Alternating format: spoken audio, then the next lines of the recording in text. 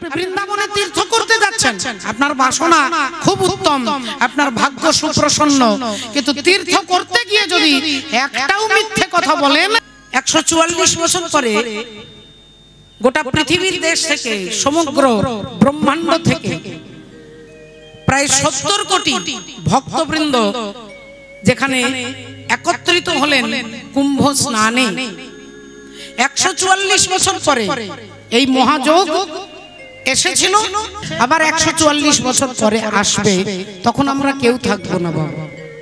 আমাদের ভাগ্য যে আমরা শুনতে পেলাম, দেখতে পেলাম। আপনারা অনেকে আছেন যারা কুম্ভে স্নান করে এসেছেন, আপনারা মহাভাগ্যবান। শুধু স্নান করা, ওখানে গঙ্গা, যমুনা, সরস্বতী ত্রিবেণী সঙ্গমে। মায়েরা ভালো করে জানবেন ত্রিবেণী, বেণী কথাটা, বেণী কথাটা সম্পর্কে মায়েরা খুব ভালো জানবেন, বাবারা হয়তো নাও জানতে পারে। বেণী কাকে বলে মা? বেণী কথাটা প্রায় আমরা শুনতে পাই, বেণী বেণী বেণী। কিসের বেণী হয়? চুলে বেণী হয় না, বিনুনি। তা চুলটা যখন বিনুনি করেন, চুলটাকে ক ভাগ করেন? 3 ভাগ করেন। যারা বিনুনি এখন করেছেন, সামনের দিকে এগিয়ে দেখুন, 3টে ভাগ আপনি নিজের হাতে করেন, কিন্তু যখন বেণী করা হয় তখন কিন্তু 3টে ভাগ দেখা যায় না। দেখুন, 2টো দেখা যাবে, এইরকম এইরকম এইরকম এইরকম, একটাকে কিন্তু দেখা যায় না। ওখানে যান ত্রিবেণীতে, সেখানে গেলেও গঙ্গা, যমুনা দেখতে পাবেন, কিন্তু সরস্বতী দেখতে পাবেন না। ওখানে একটা সরস্বতী নদী বলে তিনি অন্তঃসলীলা, দেখা যাবে না। চুলের মধ্যে বেণী বলে তাতে 3টে ভাগ দেখা যাবে না। আপনি নিজের হাতে 3টে ভাগ করবেন, কিন্তু একটা ভাগকে দেখা যাবে না। সেই ত্রিবেণী সঙ্গমে, যেখানে সমুদ্র মন্থনের সময় অমৃতের ভাণ্ড উঠলো, আর দেবতারা আর অসুরদের মধ্যে অমৃত নিয়ে কাড়াকাড়ি শুরু হলো। দেবতারা বলছে আমরা অমৃত পাবো, অসুরগণ বলছে আমরা ছেড়ে দেবো কেন, পরিশ্রম তো আমরাও করেছি। এই অমৃতের কলসি নিয়ে কাড়াকাড়ি শুরু হলো। দেবরাজ ইন্দ্র কি করলেন? চালাকি করে অমৃতের ভাণ্ডটা তার ছেলের হাতে দিয়ে দিলেন, বললেন পালিয়ে যা। ছেলের নাম কি? না, ছেলের নাম হচ্ছে জয়ন্ত। ছেলের নাম জয়ন্ত। আর সেই জয়ন্ত কি করলেন? কাক রূপ সেজে, কাক সেজে ঠোঁটে করে কলসিটা নিয়ে উড়তে উড়তে যাচ্ছে। ওই উড়তে উড়তে যেতে যেতে কলসি থেকে 4 জায়গায় 4 ফোঁটা অমৃতের বিন্দু পড়েছিলেন। তাই 4 জায়গাতেই কুম্ভ হয়। আপনারা জানেন, এক হচ্ছে হরিদ্বার, এক হচ্ছে প্রয়াগ ত্রিবেণী, এক হচ্ছে নাসিক, আর এক হচ্ছে ত্রয়ম্বকেশ্বর, উজ্জয়িনী যাকে বলে। তাহলে এই 4টে জায়গায় 4টে অমৃতের বিন্দু পড়লো। লক্ষ লক্ষ ভারতবাসী যাচ্ছে সেই ভক্তির অমৃতকে আস্বাদন করবার জন্য। তীর্থে যাচ্ছেন, নবদ্বীপ যাচ্ছেন, বৃন্দাবন যাচ্ছেন, কুম্ভ যাচ্ছেন, কত কত হাজার হাজার ভক্ত। কিন্তু একটা কথা মনে রাখবেন মা, আপনি বৃন্দাবনে তীর্থ করতে যাচ্ছেন, আপনার বাসনা খুব উত্তম, আপনার ভাগ্য সুপ্রসন্ন, কিন্তু তীর্থ করতে গিয়ে যদি একটাও মিথ্যে কথা বলেন, তাহলে তীর্থ করে যত পুণ্য অর্জন করবেন মুহূর্তের মধ্যে সব শেষ। হরি বল। একটা মিথ্যে বললে, বৃন্দাবনে গিয়ে একটা মিথ্যে কথা বললে, আপনি এত দক্ষিণ 24 পরগনা থেকে কষ্ট করে ট্রেনে, বাসে, রাত্রি জেগে ভিড়ের মধ্যে যাবেন এত কষ্ট করে, ওখানে গিয়ে একটা শুধু মিথ্যে বলবেন, আপনার তীর্থযাত্রা পরিশ্রম সকলই মনের ভ্রম হয়ে যাবে, আপনার ব্যর্থ হয়ে যাবে। কিন্তু এই যে হরিনাম রূপী ত্রিবেণীতে এখানে যে এসেছেন, এই ত্রিবেণীতে যে এসেছেন ভগবানের কীর্তন শুনতে, ভগবানের চরণের তলাতেই ত্রিবেণী আছে। ভগবান শ্রীকৃষ্ণের চরণের তলাতে ত্রিবেণী, নিচে সরস্বতী, ওপরে যমুনা। ভগবান শ্রীকৃষ্ণের চরণের তলাটা লাল, তাই নিচটা হচ্ছে সরস্বতী, সরস্বতীর জল লাল, ওপরে যমুনা। চরণের ওপরটা হচ্ছে নীল, নীল হচ্ছে যমুনার জল, ওরে নীল যমুনার জল। তাহলে যমুনা হচ্ছে ওপর, নিচটা হচ্ছে সরস্বতী, আর পাশে হচ্ছে গঙ্গা, অর্থাৎ চন্দন দেওয়া আছে চরণে, চন্দনের রং ঘোলাটে হলুদ, গঙ্গার জল হচ্ছে ঘোলাটে। তাহলে সেই ত্রিবেণী সঙ্গমে আজকে নামরূপী ত্রিবেণী সঙ্গমে আপনারা স্নান করতে এসেছেন। সকাল থেকে সকাল পর্যন্ত আপনারা এই নামরূপী সলিলে অবগাহন করবার জন্য এসেছেন। এখানে বলে এখানে যত পাপী তাপী দুরাচারী সব মুহূর্তের মধ্যে নামের মধ্যে পবিত্র হয়ে যাবে। এক কৃষ্ণ নামে জীবের যত পাপ হরে, পাপীর সাধ্য নাই জীব তত পাপ করে। কোন ভাগ্যে কোন জীবের শ্রদ্ধা যদি হয় তবে তো সেই জীব সাধু সঙ্গ করয়। এই অন্ধকারকে দূর করবার জন্যই আপনারা হরিবাস করে হরি কথা শুনবার জন্য এসেছেন। ভক্তিমতী মায়েরা, ভগবান আমাদের থেকে খুব দূরে নেই। হিরণ্যকশিপুর প্রহ্লাদকে জিজ্ঞাসা করছে তোর হরি থাকে কোথায়?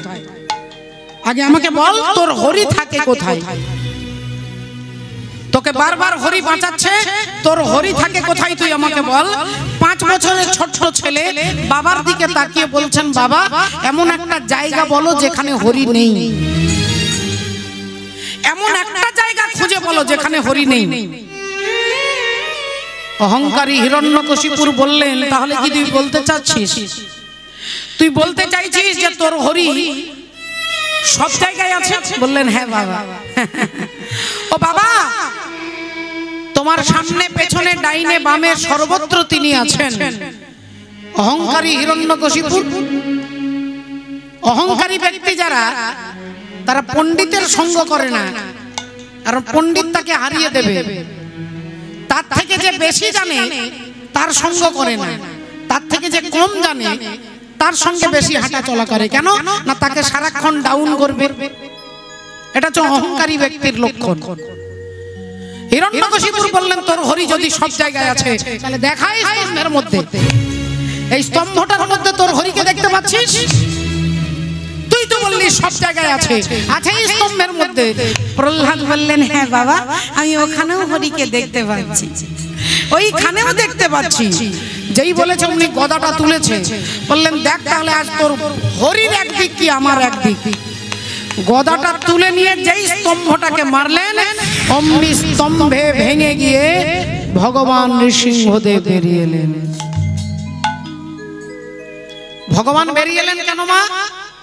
স্তম্ভ মানে একটা পিলার, খুঁটি।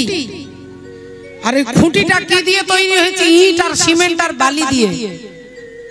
যেখানে এতটুকুও কোনো জায়গা নেই, ফাঁক নেই। তাহলে ভগবান এলেন কোথা থেকে? না প্রহ্লাদের বিশ্বাস থেকে।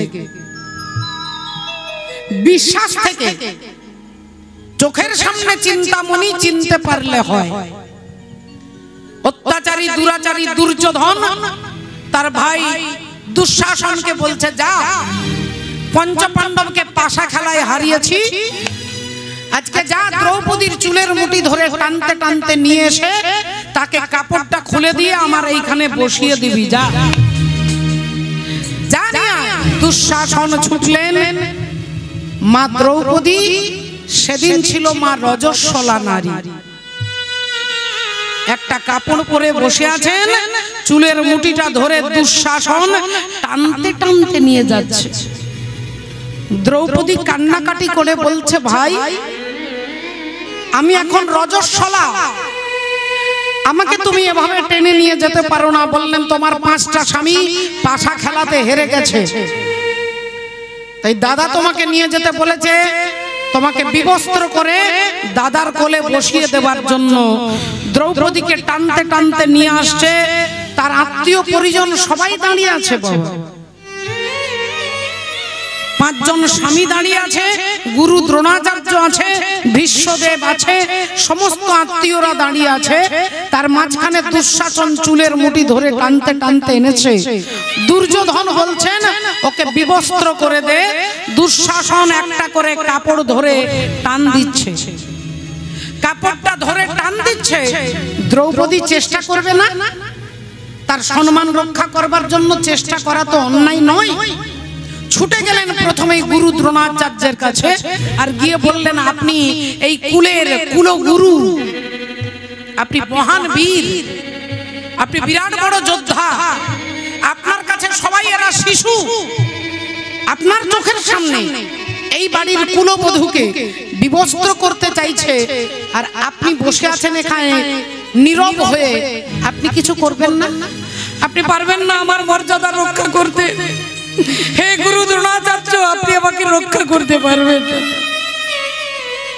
আমি আপনাকে ধিক্কার জানাচ্ছি, আমি ধিক্কার জানাচ্ছি, আপনার বিরুদ্ধে ধিক্কার। আপনি এত বড় বীর কিসের জন্য? একজন নারীর সম্মান রক্ষা করতে পারছেন না। গুরু দ্রোণাচার্য মাথা নিচু করে বসে গেলেন, ছুটে গেলেন দাদু ভীষ্মদেবের কাছে, যিনি আকুমার ব্রহ্মচারী, যার বীরত্বের কাছে গোটা পৃথিবী থরথর করে কাঁপে। সেই দাদু ভীষ্মদেবের পায়ে ধরে দ্রৌপদী বলছেন, দাদু আপনি আমাকে বাঁচাবেন না দাদু? দুঃশাসন আমাকে বিবস্ত্র করতে চাইছে এই ভরা রাজসভাতে, আপনি আমাকে রক্ষা করুন দাদু, রক্ষা করুন। দ্রৌপদী কাঁদছেন, ভীষ্মদেব মাথা নিচু করে চোখটা নিচের দিকে করে নিলেন। দ্রৌপদী বললেন, আচ্ছা এই জন্যই আপনি আকুমার ব্রহ্মচারী? আজকের এই দিনটা দেখবার জন্যই কি আপনি ব্রহ্মচারী? সারাটা জীবন বিবাহ করলেন না, আর আজকে বাড়ির কুলবধূকে বিবস্ত্র করবে, এটা দেখবার জন্যই কি আপনি ব্রহ্মচারী? আমি আপনার ব্রহ্মচর্যের ধিক্কার জানাচ্ছি। ভীষ্মদেব নীরব হয়ে চুপচাপ হয়ে বসে রইলেন। একে একে সবার হাতে সবার কাছে রিকোয়েস্ট করলেন, অনুরোধ করলেন, আমাকে বাঁচাও, আমাকে বাঁচাও। পাঁচজন স্বামীর কাছে গেলেন, কেউ এগিয়ে আসছে না। এমন সময় একটাই রাস্তা বাকি আছে। বিদুর বললেন, দাসীপুত্র বিদুর, যার বলার কোনো অধিকার নেই, যিনি সমাজে অবহেলিত, সেই বিদুর দরজার বাইরে গিয়ে ইশারা করে বলছে, মা এরা কেউ তোমাকে বাঁচাবে না, তোমাকে যিনি বাঁচাবেন তিনি হচ্ছেন ভগবান শ্রী হরি, তুমি তাকে ডাকো। এবার দ্রৌপদী ভগবানকে ডাকবেন, আর ভগবান সেই সময়ের সত্যভামা দেবীর সঙ্গে পাশা খেলতে বসেছে। পাশা খেলছেন, যেমন লুডো খেলা সেরকম পাশা খেলা। পাশার গুটিটাকে একবার ফেলে দিচ্ছে, আর গুটিটাকে ফেলে দিয়ে ছুটে যাচ্ছেন দরজার কাছে, আবার আসছেন, আবার গুটিটা ফেলছে, আবার ছুটে যাচ্ছে, আবার আসছে, আবার যাচ্ছে, আবার আসছে। তার সত্যভামা দেবী বললেন, কি ব্যাপার স্বামী, আপনি আজকে বসে খেলছেন না? একবার গুটিটা ফেলে দিচ্ছেন, আবার দরজার কাছে যাচ্ছেন, আবার আসছেন, আবার যাচ্ছেন। ভগবান বললেন, একটা সমস্যা হয়ে গেছে, আমার বান্ধবী বিপদে পড়ে গেছে। কে তোমার বান্ধবী? না ধ্রুপদ কন্যা, আমার বান্ধবীর নাম হচ্ছে দ্রৌপদী। কি হয়েছে? বলে দুঃশাসন তাকে বিবস্ত্র করতে চাইছে, তাই কাপড়ের আঁচলটাকে ধরেছে। বললেন, তুমি তাহলে কেমন বন্ধু? হরি হে দীন বন্ধু, তুমি আমারও বন্ধু আর বাপেরও বন্ধু। তাহলে তুমি কেমন বন্ধু? তোমার বান্ধবী বিপদে পড়ে আছে, তুমি এখানে লুডো খেলছো, পাশা খেলছো। ভগবান বললেন, সত্যভামা, আমার একটা নীতি আছে, নিয়ম আছে, এই নিয়মের বাইরে আমি যেতে পারি না। আর সেই নিয়মটা কি? না দ্রৌপদী সমস্ত আত্মীয়ের কাছে যাচ্ছে, যারা ওকে কেউ বাঁচাতে পারবে না, দ্রৌপদী তাদের কাছে যাচ্ছে। আর আমি বাঁচানোর জন্য ছটফট করছি, দ্রৌপদী আমার কথা একবারও মনে করছে না। তাই যতক্ষণ পর্যন্ত জীব আমাকে মনে না করে, আমি ততক্ষণ পর্যন্ত কিছু করতে পারি না। এই ঠুটো জগন্নাথের মতো চুপচাপ দাঁড়িয়ে থাকি। এইবার দ্রৌপদী ডাকছে, হে দ্বারকাধীশ, দ্বারকা সে আকার মেরি লাজ রাখো। হে দ্বারকাধিপতি, দ্বারকা থেকে আমার লজ্জা নিবারণ করো। দ্বারকা থেকে এসে আমার লজ্জা নিবারণ করো, লজ্জা নিবারণ করো। এক একটা শাড়ির কুঁচ খুলে যাচ্ছে, দ্রৌপদী ছটফট করছে, ডাকছে। কান থেকে আঁচলটা খুলে যাচ্ছে, এক একটা ভাঁজ খুলে যাচ্ছে, দ্রৌপদী চিৎকার করছে।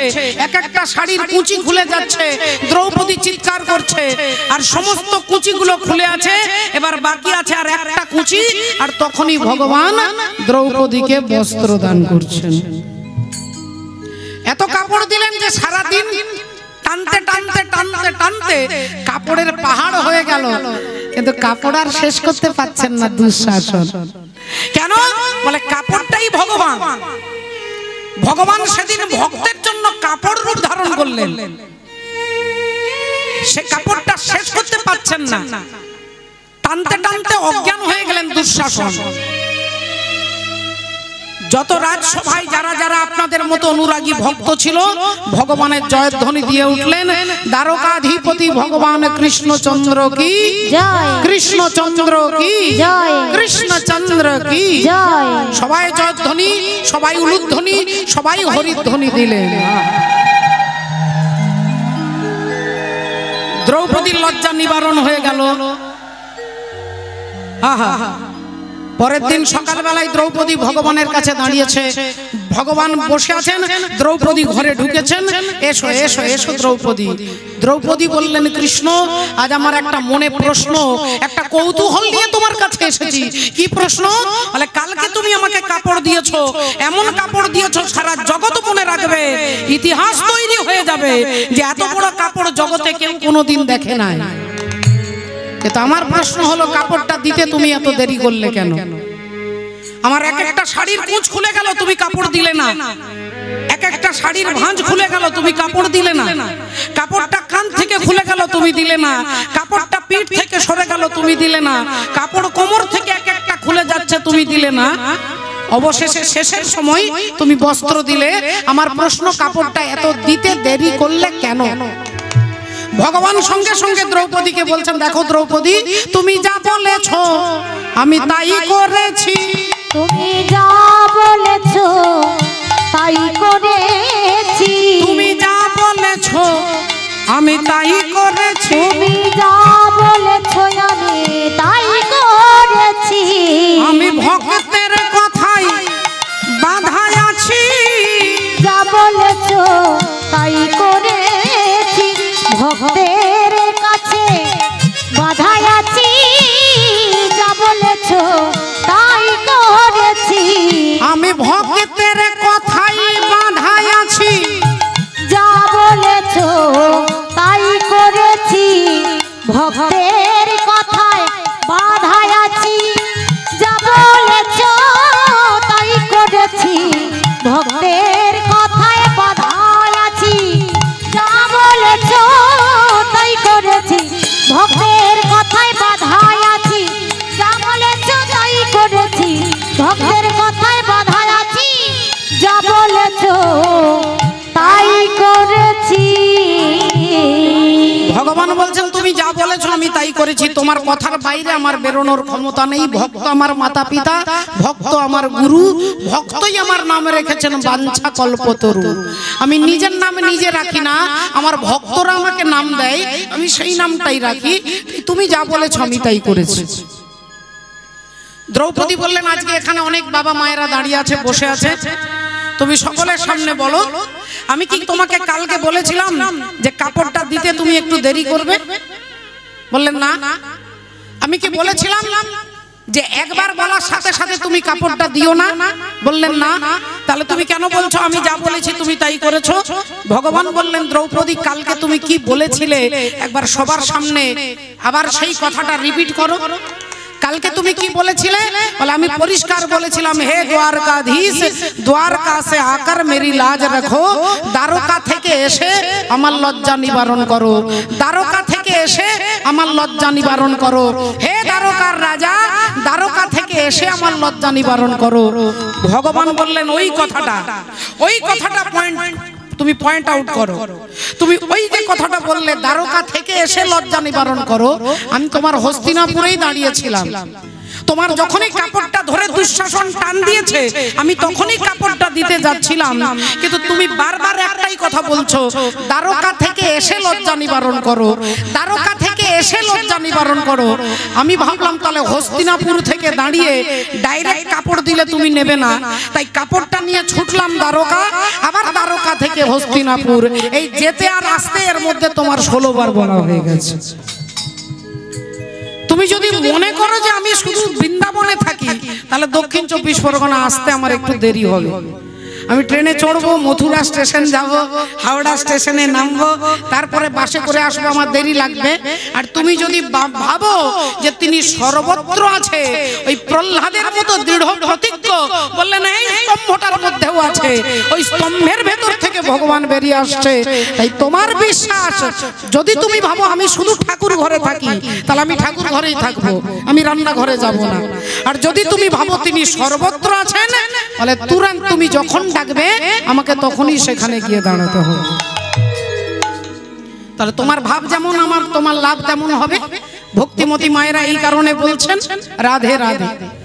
মাননীয় ভক্তমণ্ডলী ভক্তিমতী মায়েরা, এ দেহের পূর্ব পশ্চিম উত্তর দক্ষিণ, আর কোন দিকে হয় বৃন্দাবন।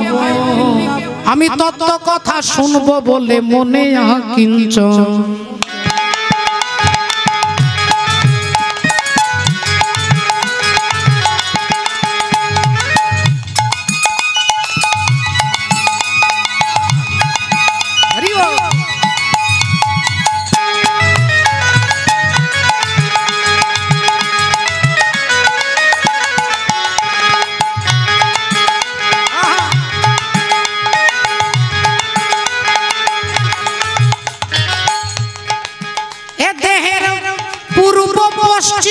উত্তর দক্ষিণ, এটা উত্তর আর এটা দক্ষিণ দিক। এটা উত্তরবঙ্গ, এটা দক্ষিণবঙ্গ, এটা পূর্ব, এটা পশ্চিম, এদিকটা রাধে। তাহলে চারটা দিক আমার দেহের মধ্যে আছে। এ দেহের পূর্ব পশ্চিম উত্তর দক্ষিণ, বলে কোন দিকে হয় বৃন্দাবন। তত্ত্ব কথা শুনবো বলে মনে আকিঞ্চন। তত্ত্ব কথা শুনবো বলে মনে আকিঞ্চন। তত্ত্ব কথা শুনবো বলে মনে আকিঞ্চন।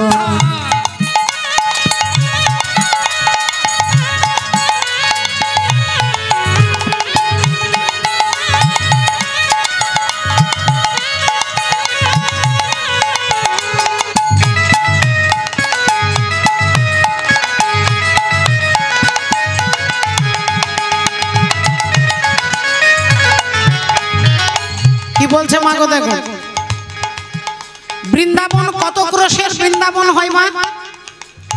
কত ক্রোশ হয়? 84 ক্রোশ। অনেকে পরিক্রমণ করেওছেন, যারা করেছেন তাদের পায়ে ধরে আমার কোটি কোটি আপনার পায়ের ধুলো আমি যেন জন্মে জন্মে মাথায় নিতে পারি। 84 ক্রোশ বৃন্দাবন শাস্ত্রে আছে শোনা। আর পায়ের বুড়ো আঙ্গুল থেকে মাথা পর্যন্ত গুনে দেখুন 84 আঙ্গুল। এই দেহটা 84 আঙ্গুলের। 84 ক্রোশ বৃন্দাবন শাস্ত্রে আছে শোনা। আর 84 অঙ্গুলি দেহ দেখো আছে গোনা। এটাও বৃন্দাবন।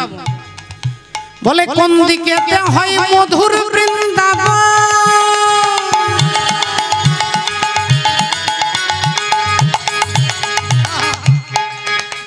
আর কোনখানেতে রাধা শ্যামের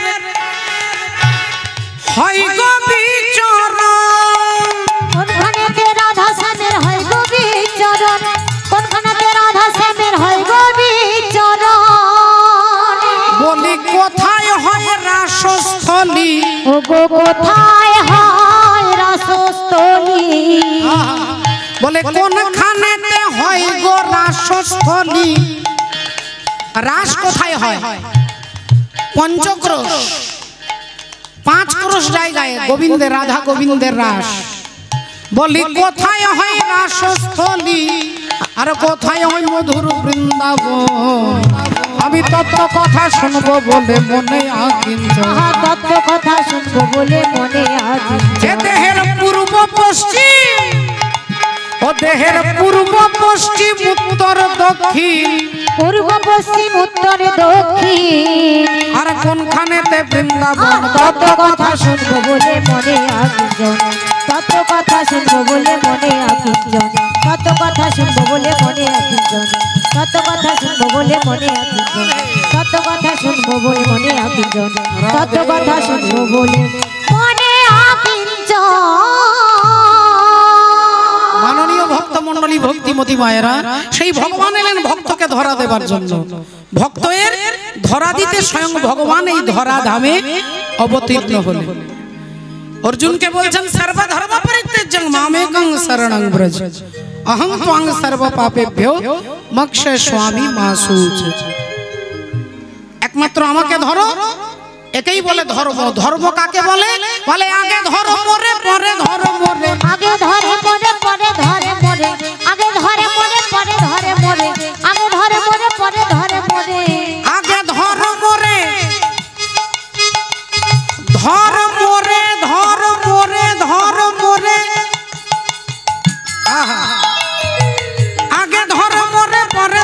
মোরে আগে ধরে মোরে পরে ধরে মোরে আগে ধর মোরে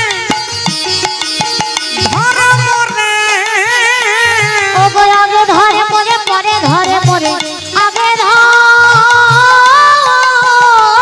মোরে পরে ধরে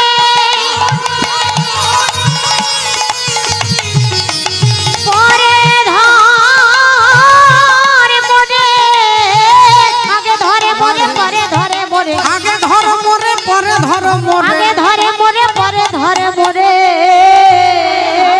ধর মোরে ধর মোরে ধর মোরে ধর মোরে আগে আমাকে ধরো যদি আমাকে ধরতে পারো অহং ত্বং সর্ব পাপেভ্যো মোক্ষে স্বামী পাশুচ শ্রদ্ধেয় বাবা ঠাকুর মাননীয় ভক্তমণ্ডলী ভক্তিমতী মায়েরা যে শাস্ত্রের চরণ প্রান্তে আমরা এসে বসেছি ভগবানের গুণানুকীর্তন শুনবার জন্য ভগবান সবাইকে কৃপা করেছেন বাবা সেই কৃপাটা আমরা বুঝতে পারছি না ভগবত কৃপা আমার মতো দুরাচারী ব্যক্তি আমি বুঝতে পারছি না যে ভগবান আমাকে কতটা কৃপা করেছেন সকাল থেকে রাত্রি পর্যন্ত যদি বৃষ্টি হয় সারা দিন বৃষ্টি হচ্ছে আপনার বাড়ির উঠোনে একটা বালতি আছে বালতিটা উল্টানো আছে বালতিটা উপুড় করা আছে উল্টানো আছে এবার যদি সকাল থেকে রাত্রি পর্যন্ত বৃষ্টি হয় ওই বালতির মধ্যে এক ফোঁটাও জল থাকবে মা উল্টানো আছে আচ্ছা ওটা যদি সোজা থাকতো বলে বালতিটা ভরে গিয়ে জল উছলে পড়ে যেত তাহলে বালতির মুখটা ঘোরানো আছে তাই এক ফোঁটাও জল ধরতে পারছে না তেমনি ভগবানের দিকে আমরা মুখটা ঘুরিয়ে রেখেছি মুখটা ঘুরিয়ে রেখেছি সংসারের দিকে ভগবানের দিকে পিছন করে আছে এই কারণে ভগবত কৃপা এটা আমরা বুঝতে পারছি না আপনারা যদি কেউ মনে করেন যে কীর্তন শুনলে বা কীর্তন করালে আমার একতলা বাড়ি দুতলা হয়ে যেত রাধে রাধে ও বাবা ঠাকুর এটা কোশমিন কালেও সম্ভব নয় সারা জীবন কীর্তন শুনলে আপনার প্রারব্ধে যদি না থাকে আর সারা জীবন যদি ভগবানের বিরুদ্ধে চলেন যদি আপনার প্রারব্ধে ভাগ্যে থাকে আপনি চারতলা বিল্ডিং এর মালিক হতে পারেন গ্রামে এরকম অনেক মানুষ আছে কোটি কোটি টাকার মালিক ভগবানের নামে 50 টাকাও দিতে চায় না অথচ কোটি টাকার মালিক প্রতিটা ছেলে বাড়ির ছেলে চাকরি করে আপনারা অনেক সময় বলেন মা ওই লোকটা ভগবানকে মানে না জানে না কোনো আচার আচরণ করে না অথচ ভগবান তাকে চারতলা বাড়ি দিয়েছে বলে ভগবান দেয়নি বাবা তার প্রারব্ধ শিশুপাল ভগবান কৃষ্ণকে সকাল থেকে রাত্রি পর্যন্ত 99টা গালি দিতেন গুনে গুনে 99টা গালি গালাজ করতেন চোর লম্পট ছোট লোক কালো মূর্খ কত রকমের বলতেন 99টা গালি প্রতিদিন দিতেন প্রতিদিন ভগবানের নিন্দা করতেন কিন্তু সেই শিশুপাল কোথাকার রাজা ছিলেন বলে চেদি রাজ্যের রাজা চেদি রাজ্যের রাজা হচ্ছে শিশুপাল তাহলে রাজা মানে তো সে ভিখারি নয় সকাল থেকে রাত পর্যন্ত ভগবানকে গালি দিত সে কি করে রাজা হলো এটা তার প্রারব্ধ তাই আপনার প্রারব্ধে আপনার ভাগ্যে যদি থাকে ভগবানকে মানলেও চারতলা হবে না মানলেও চারতলা হতে পারে কিন্তু ভগবানকে মানলে আর না মানলে পার্থক্যটা কোথায় না তিনি কোটি টাকার মালিক হতে পারে কিন্তু তার মনের ভেতরে আনন্দ থাকবে না আর মাটির বাড়ি উপরে অ্যাডভেস্টার দেওয়া আছে হরি বল রাধে রাধে যে শ্যামল দাদা ভাই যাকে দেখলাম যাদের এত অনুরাগ দেখেই অবাক হয়ে গেলাম এর কারণটা কি না ভেতরে আনন্দ এই আনন্দ ভগবান নাম আপনাকে দিতে পারবে এছাড়া ভগবানের নামের সঙ্গে টাকা পয়সা ধন রত্নের কিচ্ছু সম্পর্ক নেই বাবা ভগবানকে মানলেও হতে পারে না মানলেও হতে পারে আপনার প্রারব্ধ কর্মে যদি থাকে ওটা আপনি পাবেন কিন্তু যেটা আপনি পাবেন না সেটা হচ্ছে আনন্দ ভগবানের নাম ছাড়া এই জগতে কেউ আনন্দ দিতে পারবে না এই আনন্দটা পাওয়ার জন্যই তো আপনারা এই দূর দূরান্ত থেকে ছুটে এসেছেন এত রাত্রি বেলায় বসে আছেন চৈতন্য ভগবান এই আনন্দটাই দিতে আসছেন। হাসি মাখা বদনে আরে ছলো ছলো নয়নে, ওগো আনন্দ কাননে মন ভ্রময় নিবার। একবার হরি বলা মনে রে আমার হরি একবার হরি বল মনে রে আমার, একবার হরি বল মনে রে আমার, একবার হরি বল মনে রে আমার। হাসি মাখা বদনে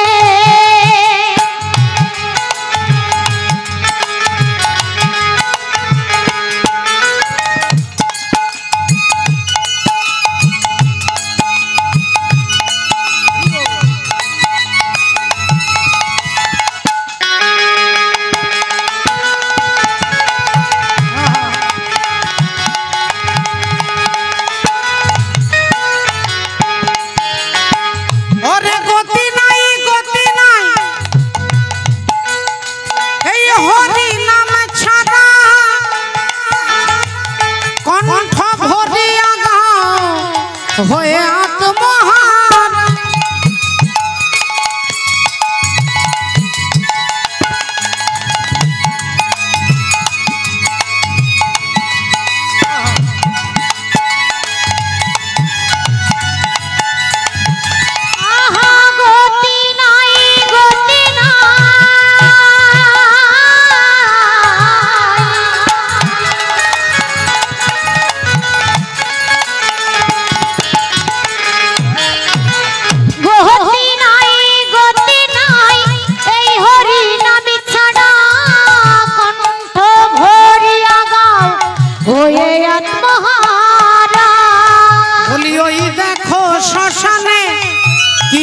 রাত্রি দিনে ওই দেখো শ্মশানে,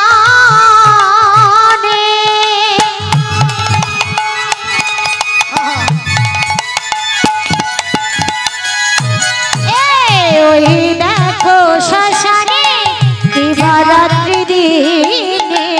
ওগো পুড়িতেছে মানুষের কত অহংকার। হরি বল মনে রে আমার, একবার হরি বল মনে রে আমার, একবার হরি বল মনে রে আমার, একবার হরি বল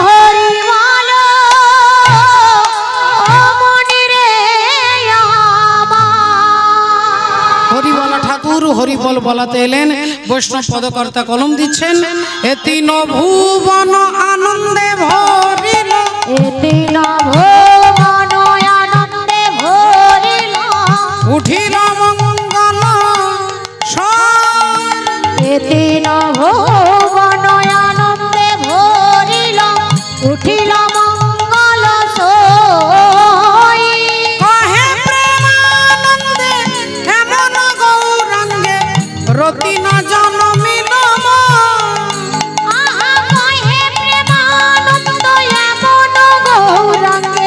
রতি না জন্মিল মোর, হে প্রেমানন্দ এমন গৌরাঙ্গের রতি না জন্মিল মোর। জয় জয় জগৎ গুরু, জগতি গুরু তুমি বাঞ্ছা কল্পতরু, কল্পতরু সিক্ত কর তপ্ত মরু করুণা তোমার। করুণা তোমারি, তুমি মাতা তুমি পিতা তুমি জগতের ত্রাতা, কেহ নাই তোমা ভিন্ন। কেহ নাহি তোমা ভিন্ন। তাই সকলের চরণে আবার পুনরায় দণ্ডবোধ প্রণাম জানিয়ে সমস্ত শ্রদ্ধেয় এবং শ্রদ্ধা ভক্তবৃন্দের চরণে প্রণাম। আমরা এতক্ষণ মহাপ্রভু চরণাশ্রয় করেছিলাম। আজকে যে তত্ত্ব যে তথ্য যে সামাজিক শিক্ষা যে ইতিহাস আমরা জানবো আমরা শুনবো, তার কথা শুনবার আগে রাধে রাধে আমরা ভজনের মধ্য দিয়ে একটু ভজন রাজ্যে প্রবেশ করব। एक बार सबाई मिले बोलबो, बोलो बांके बिहारी लाल की जय, बोलो भगवान कृष्ण चंद्र की जय, बोलो राधा रानी की जय, बोलिए भागवत महापुराण की जय। निताई गौर सीतानाथ परमानंदे हरि बोल। एक राधा एक मीरा दोनों ने शाम को चाहा, अंतर क्या दोनों की चाह में बोलो, एक प्रेम दीवानी एक तरस दीवानी, एक प्रेम दीवानी एक तरस दीवानी, एक राधा एक मीरा दोनों ने शाम को चाहा, अंतर क्या दोनों की चाह में बोलो, एक प्रेम दीवानी एक तरस दीवानी, एक प्रेम दीवानी एक तरस दीवानी।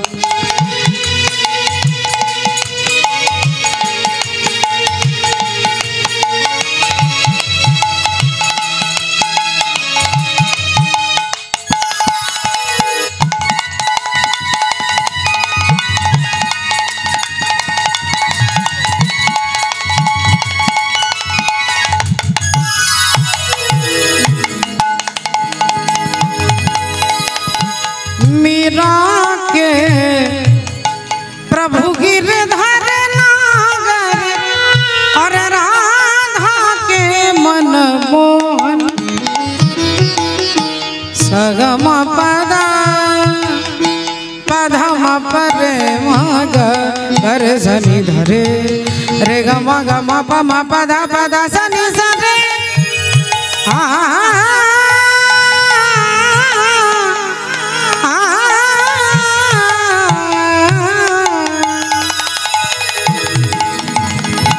मीरा के प्रभु गिरधर नागर और राधा के मन मोहन,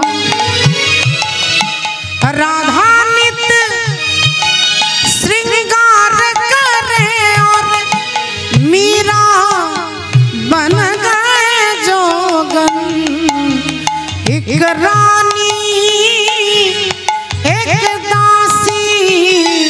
दोनों हरि प्रेम की प्यासी, अंतर क्या दोनों की चाह में बोलो, अंतर क्या दोनों की चाह में बोलो, एक प्रेम दीवानी एक तरस दीवानी, एक प्रेम दीवानी एक तरस दीवानी, एक प्रेम दीवानी एक तरस दीवानी, एक प्रेम दीवानी एक तरस दीवानी।